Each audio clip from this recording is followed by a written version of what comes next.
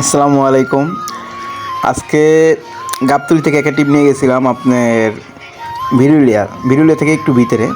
তো 300 টাকা ভাড়া। তো যাত্রী বসে একটু ভিতরে, ঠিক আছে। তো ওনাদেরকে নিয়ে যাওয়ার পর আসলে যা হলো, যখন ঢুকছি তখন ভিডিও করতে পারিনি। তারপর বের হওয়ার সময় ভিডিওটা করলাম যে আসলে আপনাদের একটু দেখাই। মানে এমন একটা রাস্তা, মানে গ্রাম্য পরিবেশ, তারপর ছোট রাস্তা, একটা অটো ঢুকলে আর একটা গাড়ি ঢুকতে পারে না। তো সেই জায়গার ভিতরে আসলে যাত্রীর মানে কি বলবো, অনেক রিকোয়েস্টের কারণে ঢোকা হয়েছে। তো আসলে অনেক সমস্যা ফেস করছি ভিতরে ঢুকে।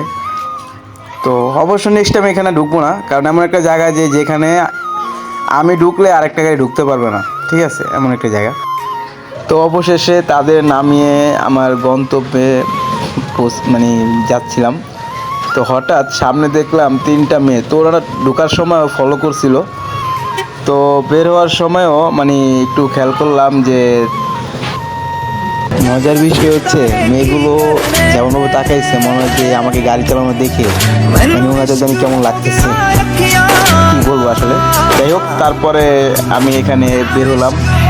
সামনে একটা ব্রিজ, তো ওইখানে ব্রিজের ওইখানে দাঁড়াইছিলাম অনেকক্ষণ। একটা অটো আসতেছে, তো আমি যদি যাই তাহলে সে অটোটা আসতে পারবে না, তো তার জন্য আমি দাঁড়ালাম।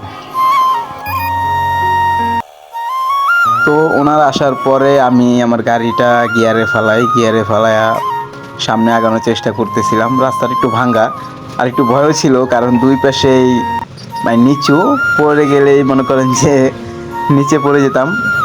তো অনেকটা রিস্কলিভাবে চালাইতেছি আস্তে ধীরে, ঠান্ডা মাথায়। তো আমি হরেন দিয়ে ঢুকছি, কিন্তু দেখেন আমি মাথা থেকে হরেন দিছি, কিন্তু অটোওয়ালা দেখেনি আমাকে। তো উনি না দেখে অটোটা ঢুকাই দিছে দাপ করে। তো ওনার জন্য আমার খুবই ওখানে অনেক কষ্ট হয়েছে গাড়িটা নামানোর জন্য।